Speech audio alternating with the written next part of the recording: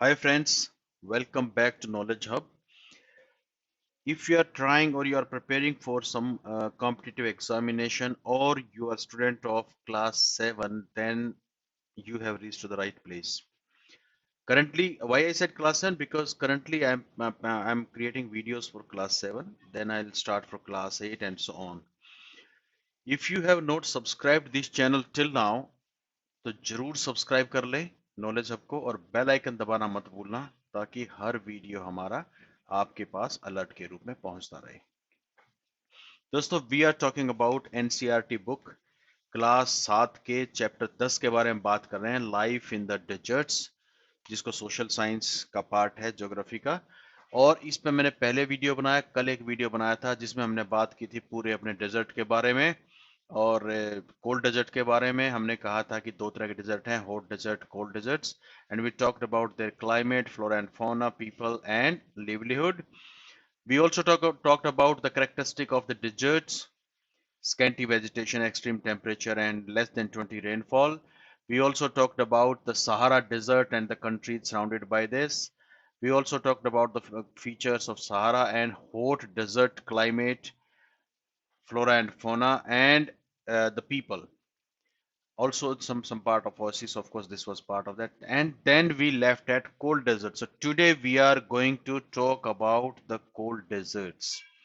आज हम cold desert के बारे में बात करेंगे। हमने कल हॉट डेजर्ट के बारे में पूरी बात की थी। तो दोस्तों, कोल्ड डेजर्ट्स लद्दाख का हम एग्जांपल ले रहे हैं और इसके बारे में बात करेंगे टोटल। लद्दाख का मतलब क्या है? ला प्लस पाल, ला प्लस पास एंड डैक। ला का मतलब होता है माउंटेन, पास एंड डैक का मतलब होता है कंट्री।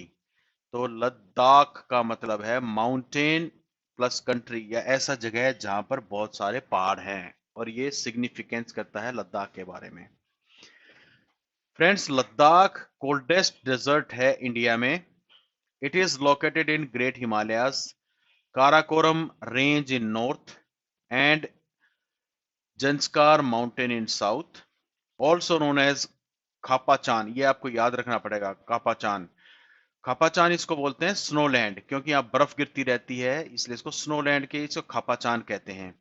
कारगिल, लेह, जोजिला, शौक, Dras are some of main cities और डिस्ट्रिक्ट्स और towns you can call about it. ये मेन है, कारगिल है, लेह है, जोजिला है, शौक है। दोस्तों, इस पे थोड़ा ध्यान देते हैं अब। ये जो एरिया है, ये भारत का मैप है, भारत का पूरा मैप है। इस भारत के मैप में ये पाकिस्तान ऑक्युपाइड कश्मीर है, और इसकी मैं बात कर रहा हूं, इस एरिया की। ये एरिया है आपका लद्दाख, ठीक है। और लद्दाख में क्या है? ये पूरा लद्दाख है, इसको यूटी बना दिया गया है अभी। इसमें क्या है कि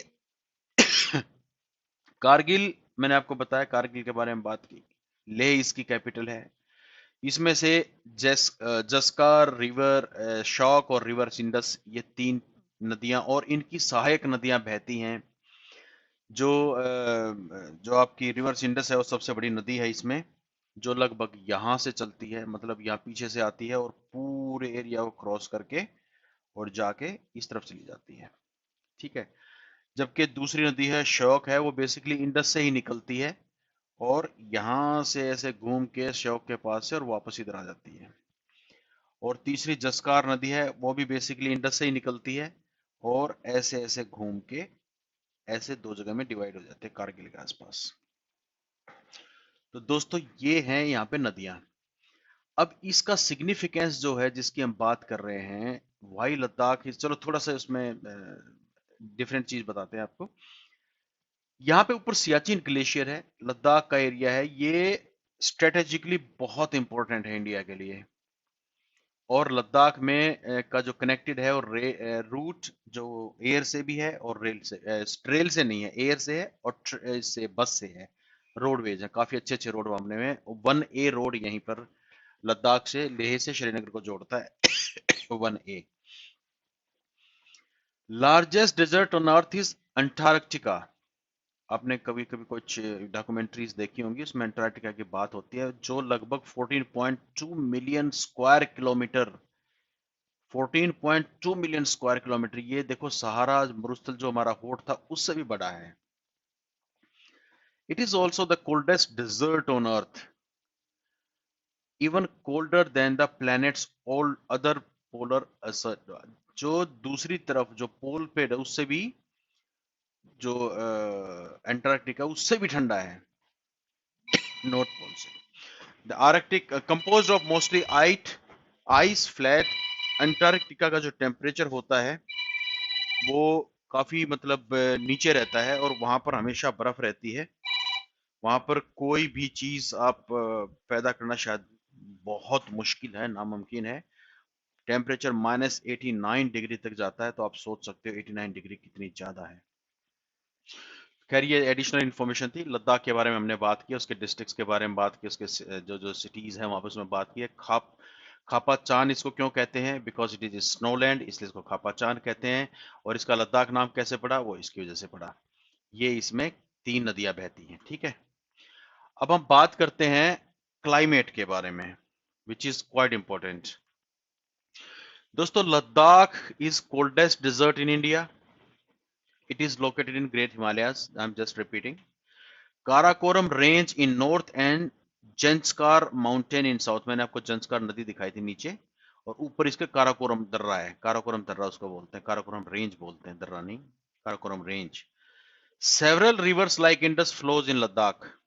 3 नदियां मैंने आपको बताई इसमें, इंडस बताई, श्योक बताई, और अपनी जस्कार बताई।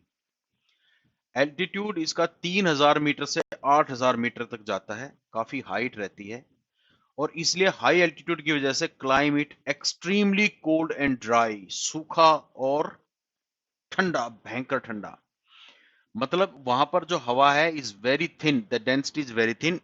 इतनी थिन है कि अगर ज्यादा देर तक आप वहां पर रहेंगे तो आपको वहां पर सनस्ट्रोक हो जाएगा। और एक एक बड़ी फनी सी चीज है कि अगर आप किसी आदमी को वहां पर छोड़ दें, किसी आदमी को वहां पर बिठा दें धूप में, और उसका जो पैर है वो छाया में कर दें, तो उसको सनस्ट्रोक और फ्रोस्ट बाइट दोनों होगा, क्योंकि ठंड भी बहुत ज्यादा होती है। समर टेम्परेचर 0 से -30 डिग्री रात को चला जाता है, 0 तक होता है दिन में, और विंटर में ये -40 तक जाता है। बारिश बहुत कम होती है, 10 सेंटीमीटर से भी कम। और हॉट सन है और फ्रीजिंग विंड है। मतलब दोनों चीजें एक जगह पाना बड़ा मुश्किल है, लेकिन यहाँ पे दोनों चीज हैं और दोनों चीज खतरनाक हो जाती हैं। मैंने आपको बताया कि अगर आप किसी को सूरज की गर्मी में बिठा दें लेकिन पैर उसके किसी छाया में रख दें, तो उसको सनस्ट्रोक भी हो जाएगा और स्नो बाइट भी हो जाएगी। स्नो बाइट में बेसिकली उंगलियां गल जाती हैं पैरों की, अगर पैरों को शेडो में रखा है तो। एक और यहाँ पे मैं आपको फैक्ट दे रहा हूं कि Dras is one of the coldest inhabited place on earth. दुनिया का ये सबसे ठंडा प्रदेश है जहां पर लोग रहते हैं, वो है द्रास। और कारगिल वार में द्रास को काफी नाम दिया गया था।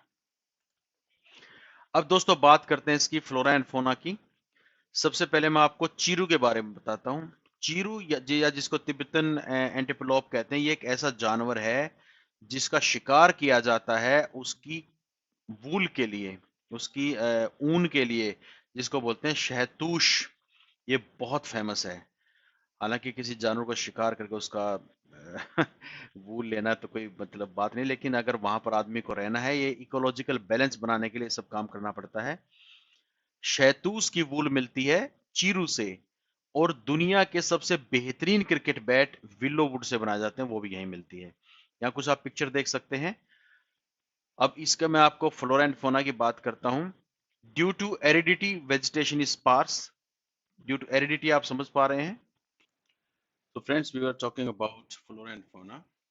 ड्यू टू एरिडिटी, एरिडिटी मतलब बहुत ही एक्सट्रीम वेदर की वजह से यहाँ पर कहीं कहीं आपको वेजिटेशन मिलता है।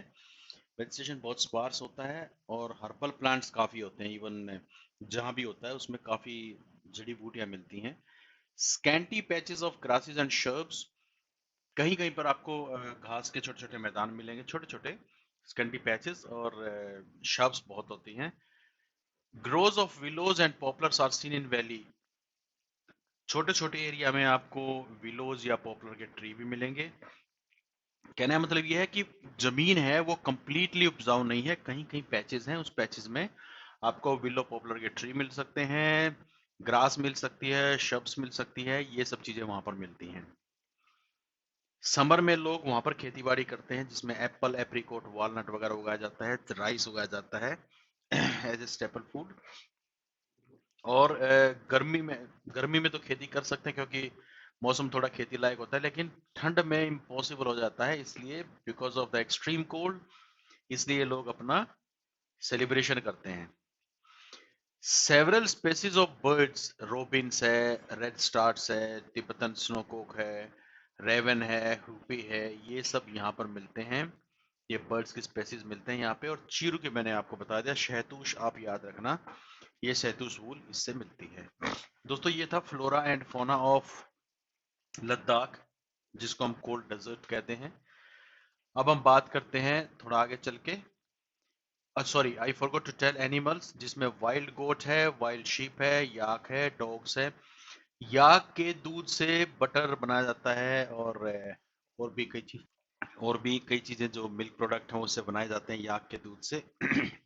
शिप से ये वूल लेते हैं। और कुत्ते कई तरह के मिलते हैं आपको यहाँ पर, कई तरह के आपको कुत्ते मिलते हैं यहाँ पे। ठीक है, तो अब हम आगे बढ़ते हैं, हम बात करेंगे पीपल के बारे में। दोस्तों आप जब पिक्चर में देख पा रहे हो, ये बुद्धिस्ट मॉन्क हैं, और ये दर्शाता है कि जो जो लद्दाख है उसमें बुद्धिस्ट बहुत ज्यादा मात्रा में रहते हैं। लद्दाख में या तो मुस्लिम रहते हैं या बुद्धिस्ट रहते हैं, कुछ हिंदूज भी रहते हैं। कहने का मतलब यह है कि बहुतायत जो आबादी है वो बुद्धिस्ट और मुस्लिम्स की है। बहुत सारी फेमस बुद्धिस्ट मोनेस्ट्री, जिसमें हेमिस है, तिक्से है, शे है, लामायूर है, ये यहाँ पर पाई जाती हैं। लोग इनको देखने जरूर जाते हैं। समर में बार्ली है, पोटैटो है, पीज है, बीन्स है, टर्निप है, इसका कल्टीवेशन होता है। और फ्रूट्स में एप्पल है, एप्रिकॉट है, वॉलनट्स है, उसका कल्टीवेशन होता है। विंटर बहुत हार्श होती है, इसलिए लोग सिर्फ मजे लेते हैं, सेलिब्रेशन करते हैं फेस्टिविटीज में, और उनको खेती बाड़ी तो कुछ करनी नहीं होती उस टाइम में। यहाँ की जो औरतें हैं वो बहुत ज्यादा हार्ड वर्किंग होती हैं, womens are very hard working. सिर्फ यहाँ नहीं, अगर आप दूसरी तरफ भी जाओगे, ईस्टर्न सेक्टर में भी, वहाँ भी ये हालत है। वहाँ पर वुमेन ज्यादा हार्ड वर्किंग होती हैं, और घर में भी काम करती हैं, खेत में भी काम करती हैं, शॉप्स भी, शॉप्स और छोटे छोटे बिजनेस वो सब वुमेन चलाती हैं। लेह कैपिटल सिटी है लद्दाख की, और रोड और एयर से कनेक्टेड है। वहां पर अभी रेल का आवागमन नहीं हुआ है पूरी तरीके से, लेकिन रोड और एयर से कनेक्टेड है। लेह और श्रीनगर के बीच में जो नेशनल हाईवे 1A है, वो वहां पर जोड़ता है दोनों को। गोमपास, मैं आपको बताऊं गोमपास क्या होता है। Gompas treks local festivities are main tourism attraction, और लद्दाख बहुत लोग घूमने जाते हैं, खासकर ट्रैकर जो होते हैं वो वहां जाते हैं, और ट्रैकिंग के जो शौकीन होते हैं, और बाइकर जो ग्रुप्स हैं वो वहां जाते हैं। बहुत सारे लोग जाते हैं वहां पर घूमने फिरने के लिए। जहां मॉडर्नाइजेशन हो रहा है पूरी दुनिया में, भारत में भी मॉडर्नाइजेशन हो रहा है, उसकी वजह से यहाँ पर कल्चरल चेंजेस आ रहे हैं। और अभी एक सबसे बड़ी जो एडवांस्ड इनकी जो चीज है वो ये है कि लद्दाख में आज भी लोग नेचर और लोगों के बीच में एक हार्मनी बना के रखते हैं, बैलेंस्ड हार्मनी बना के रखते हैं। नेचुरल रिसोर्सेज को वहां लोग वेस्ट नहीं करते हैं। पानी को वेस्ट करना वहां पर बहुत बड़ा अपराध माना जाता है, अपराध मतलब रिलीजियस अपराध माना जाता है। और कोई चीज वहां वेस्ट नहीं की जाती, नथिंग इज डिस्कार्डेड और वेस्टेड। तो ये यहाँ के लोग नेचुरल हार्मनी, नेचर और लोगों के बीच में एक बहुत अच्छी बैलेंस्ड हार्मनी बना के रख रहे हैं। दोस्तों हम बात करेंगे अभी पास के बारे में। जैसे मैं आपको भी दिखाता हूँ, ये पासिस हैं, बहुत सारे पासिस हैं, आप कुछ याद रख सकते हैं। समटाइम ये क्वेश्चन पूछा जा सकता है कि you can name some passes in Himalayas. पहले तो ये पास होता क्या है। पास को कहते हैं दर्रा। A pass is an important mountain feature. It provides a route across a mountain range. Across a mountain range. It is also the highest point of a route through a mountain range. कहने का मतलब ये है, जब आप एक mountain से दूसरे माउंटेन में घुसते हैं तो ये रास्ता आपको देता है। वैलीज के अंदर से जा सकता है, ऊपर से रास्ता बना सकता है, तो पास है एक पर्वत से दूसरे पर्वत पे जाने के लिए। उस पास को यूज करके सड़क बनाई जाती है। तो कुछ पास है यहाँ पे, देखिए आप यहाँ पे देख सकते हो, बहुत फेमस फेमस पास है कुछ। जोजिला पास है, बहुत फेमस है। बनिहाल पास है, बहुत फेमस है। पीर पंजाल पास है। उमाशिला ला पास है। ला हर किसी पे ना आपको ला दिखेगा मोर और लेस। मिंता का ला, परपिकला, खुनीरसेबला, अघिल्ला, मरपोला, ये ला लिखा नहीं है, पास लिखा है, काराकोरमला, काराला, सासेरला, काजिलडानला। तो ऐसे बहुत सारे पास हैं, आप इसमें से कुछ याद रख सकते हैं, जैसे लनकला, कोनेला, केपसेंगला, दोमजोरला, चांगला, जाराला, इस तरीके से। तो दोस्तों पास का मतलब होता है कि एक ऐसी जगह जिससे आपको रास्ता मिल जाए, रूट मिल जाए अक्रॉस द माउंटेन। और गोम्पास का मैंने आपको बताया, गोम्पास के बारे में हम बात करें। गोम्पास क्या होता है? गोम्पास आर बुद्धिस्ट टेम्पल्स और monasteries common in the historical region of Tibet, including parts of China, Nepal, India, Bhutan, Ladakh. Therefore, a Gompa is a room where a Buddhist meditates and listens to the teachings. गोम्पास आपको तिब्बत में मिलेंगे, नेपाल में मिलेंगे, भारत में भी, भूटान में भी, लद्दाख में भी, क्योंकि यहाँ बुद्धिस्ट काफी फैले हुए हैं। और ये एक ऐसा कमरा होता है जहाँ पर लोग बैठ के अपनी साधना करते हैं, टीचिंग्स को सुनते हैं। मतलब ये अगर आप जाके देखें, बहुत अच्छे अच्छे मंदिर बने हुए हैं, उनमें कुछ चक्र जैसे लगे रहते हैं जिसको लोग घुमाते रहते हैं, तो उसको गोम्पास कहते हैं। दोस्तों इसके साथ हमने क्लास 7 की सोशल साइंस ज्योग्राफी, जिसको कह रहे हैं आप, कंप्लीट कर दी है। अगर आपको पुराने वीडियो देखने हैं तो आप क्लास 7 ज्योग्राफी की प्ले लिस्ट इस चैनल में देख सकते हैं, उसमें सारे वीडियो आपको मिल जाएंगे। अभी नेक्स्ट हम बात करेंगे सिविक्स की, कल से सिविक्स शुरू करेंगे। और आज शाम से हम एक और शुरू कर रहे हैं, यूपीएससी के क्वेश्चन आंसर्स। तो that will be live session, उसमें क्वेश्चंस प्रोनाउंस किए जाएंगे और आंसर्स आपको चैट बॉक्स में लिखने हैं, और उससे सब लोगों के आपस में डिस्कशन तो नहीं हो पाएगा, यूट्यूब पे लाइव पे नहीं हो पाता है। लेकिन डेफिनेटली अगर कोई ऐसा टॉपिक होगा कि जिसको एक्सप्लेन करने की जरूरत है, उसको अच्छे से एक्सप्लेन किया जाएगा। अगर कोई गलत कोई आंसर लिख रहा है तो उसको भी उसके बारे में बताया जाएगा। और अगला हमारा कल से स्टार्ट हो रहा है क्लास 7 का सिविक्स, चैप्टर 1 से स्टार्ट करेंगे। और दोस्तों अगर आपने नॉलेज हब को अभी तक सब्सक्राइब नहीं किया, सब्सक्राइब कर लें और बेल आइकन दबाना मत भूलना। एक टाइम मैं फिक्स नहीं कर पा रहा हूँ लाइव जाने के लिए, इसलिए बेल आइकन आप दबाइए अलर्ट के साथ, ताकि जैसे ही मैं लाइव जाऊँ आपके पास अलर्ट आ जाए। कुछ ऐसी सरकमस्टांसेस बनी हुई हैं जो मैं टाइम फिक्स नहीं कर पा रहा हूँ। Thank you very much, take care, जय हिंद।